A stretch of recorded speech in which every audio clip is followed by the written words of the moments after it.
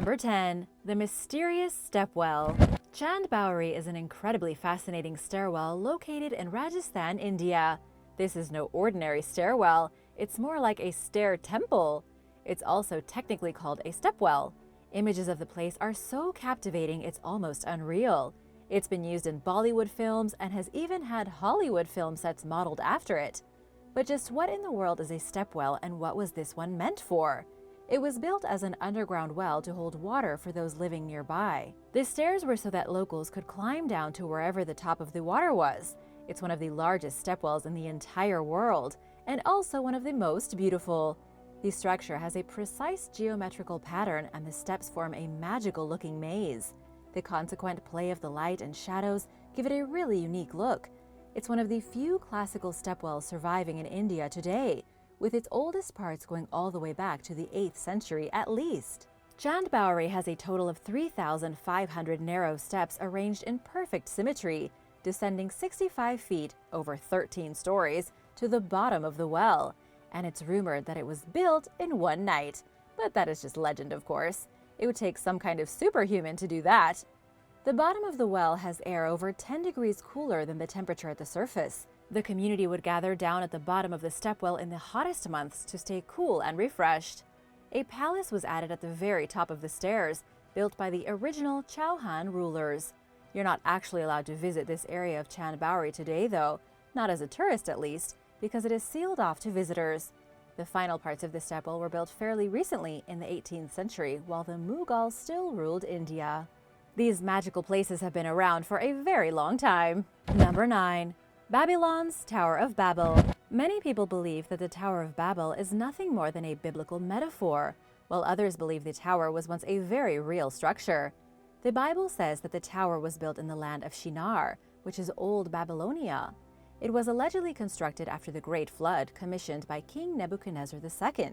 In 586 BC, trying to conquer the world as he knew it, King Nebuchadnezzar II stormed Jerusalem, a city 500 miles to the west, capturing its most highly skilled and highly educated citizens, and brought them back with him to build the tower. While it's true that the actual tower itself hasn't been discovered, archaeologists recently found some evidence that could be linked to this mysterious ancient structure.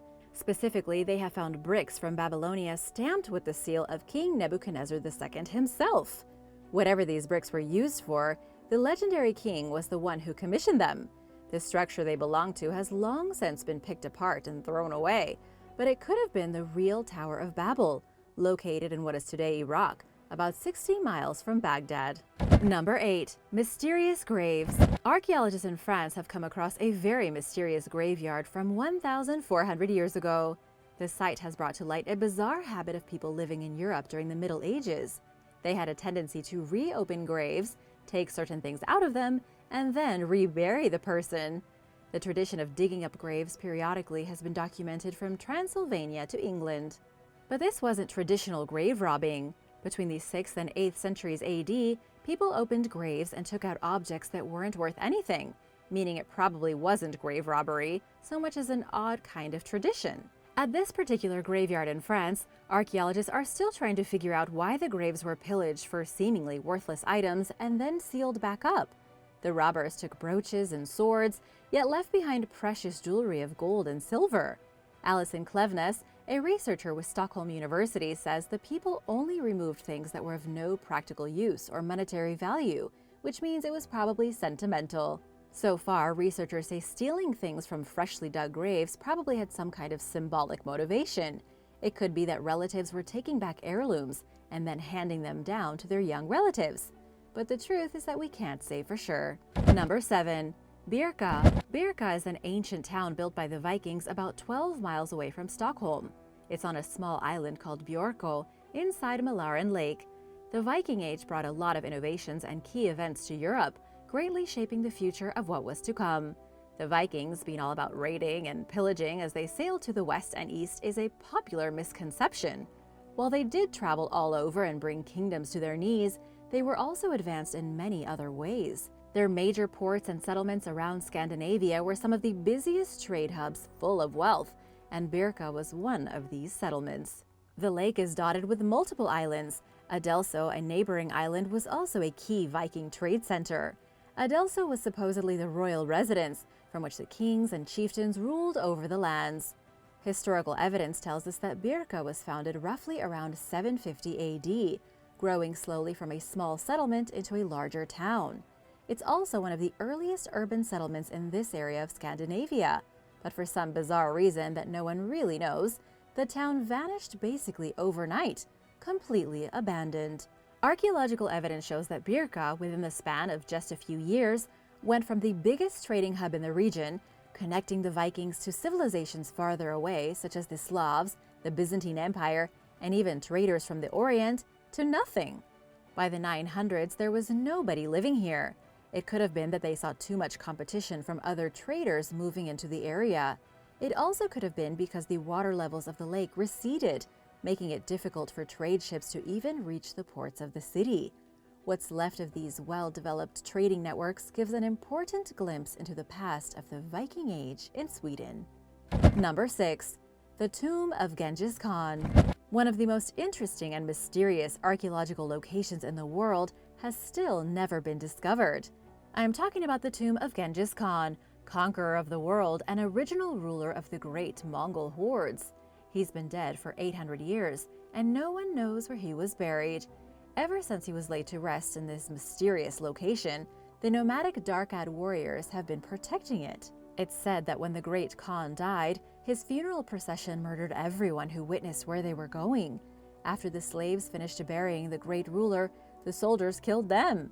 And when the soldiers returned from their great journey, they too were massacred. In the end, there was no one left who knew where Genghis Khan was buried, not even the Darkad. They were simply given orders to protect a large area where his tomb could be located, 37 generations before now. They were tasked with slaughtering anyone who went into the area, and all these years later, they are still there protecting the secret of the tomb. Of course, they no longer kill people who travel into the region. But that being said, there are 16,000 guards in the area doing all they can to stop archaeologists from coming in. They want to keep the tomb a secret, and so far, they've done an awesome job. Where do you think the tomb of Genghis Khan is? Let me know in the comments below. And I wanted to give a big shout out to Jupiter and Eric P. Thanks so much for watching and supporting Origins Explained. If you are new here, welcome, and be sure to subscribe before you go. We have lots more videos about amazing discoveries coming soon. Number 5. The wreck of the Santa Maria. Barry Clifford, an underwater investigator in the United States, believes that he has uncovered the final resting place of the Santa Maria. The submerged archaeological site supposedly holds the flagship of Christopher Columbus's famous expedition to the New World. Yeah, that Santa Maria.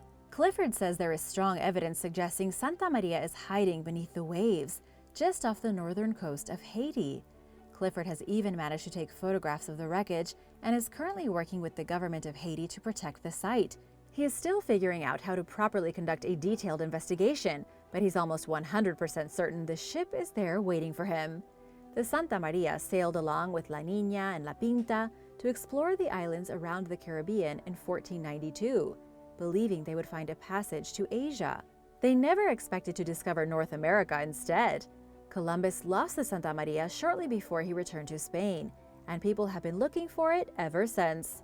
If Barry Clifford does find a way to get to the bottom of the ocean to investigate the lost vessel, he will be looking at the first archaeological marine evidence of the European discovery of America. Clifford, along with the government of Haiti and the History Channel, will be documenting his journey to find it for sure. Number 4. El Dorado. Archaeologists near Bogotá in Colombia have discovered nearly a dozen strange ceramic jars at a temple that they believe could be connected to the mythical city of gold. Many know this city as El Dorado. The place is said to be so full of riches that anyone who finds it will be rich beyond their wildest dreams. People have searched for the lost city of El Dorado for centuries, but most historians agree that it may not even exist. The ceramic jars found by the archaeologists contained metallic figures and carved emeralds. The jars were crafted as offerings about 600 years ago by the ancient Muisca people, also sometimes called the Chibcha. Researchers say it could have been the Muisca and their phenomenal skills at crafting metal that inspired the original legend of the City of Gold. This legend goes back to 1537, when the Spanish moved in and conquered the region. Most of the indigenous Muisca were either killed by the Spanish during fighting or they died after becoming infected with diseases. They were almost wiped out completely, but a handful survived, and there are still a few thousand of these natives living today. When the Spanish beat the locals down and started looking through the amazing treasures, they were blown away by the impressive goldwork of the Muisca. The Spaniards took the story of the city of gold in the jungle back home with them, and this very well could have sparked the legend of El Dorado, which still lives on to this very day. Number 3. Saudi Arabia's Forgotten Kingdoms. There are several forgotten kingdoms in Saudi Arabia and many lost archaeological sites that have only recently come back to us through extensive study. For example, Al Ula only opened to tourists in 2019, and this place is enormous. It was built over 2,000 years ago by the Nabateans, the people that came before the Egyptians. Two more forgotten kingdoms are the Dadanite and the Leonite, two civilizations that flourished 2,000 years ago and were even mentioned in the Old Testament. Both of these kingdoms controlled the trade routes through the region of Arabia for about 900 years, until 100 AD when the Romans showed up and conquered the area. As a result, there is almost nothing left of the amazing cities that they built, with the exception of Al Ula. Al Ula covers an area of about 11,000 square miles. It was built by the Leonites with high stone walls to keep out invaders, along with hundreds of mud houses occupied by the desert dwellers. After the Romans came and destroyed most of the Nabateans, they did away with Al Ula, leaving it to fall to dust. Number 2. The Chichen Itza Ossuary. The Chichen Itza Ossuary in Mexico on the Yucatan Peninsula is one of the most mysterious archaeological sites left behind by the Maya. It looks like an oddly shaped pyramid with steps cascading down from the top. Originally, it was part of a monumental complex that researchers believe helped the ancient people communicate with the gods of the underworld. The structure measures about 30 feet high and is composed of 9 staggered bodies. The pyramid still has its original decoration, including all kinds of mythological snakes, birds, gods, and scary-looking masks. But the creepiest part of the ossuary is an entrance at its top, leading to a deep staircase and a tunnel that goes underground for nearly 10 miles. During the time the Maya still lived here, this was likely a secret passage that led from the bottom of the ossuary to a different Maya city, likely Yaxuna. The Maya didn't actually dig the tunnel, it was already there. They built the ossuary at the entrance to a natural underground cavern.